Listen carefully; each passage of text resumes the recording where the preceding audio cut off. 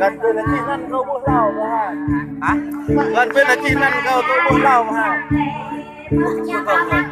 Câu lên mạng nữa.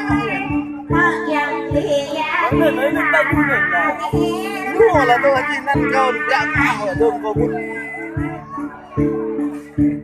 Hãy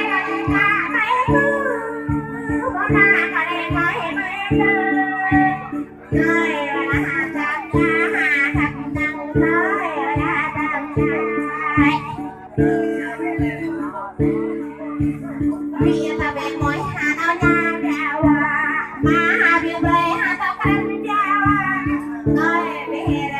để không bỏ lỡ những video hấp dẫn.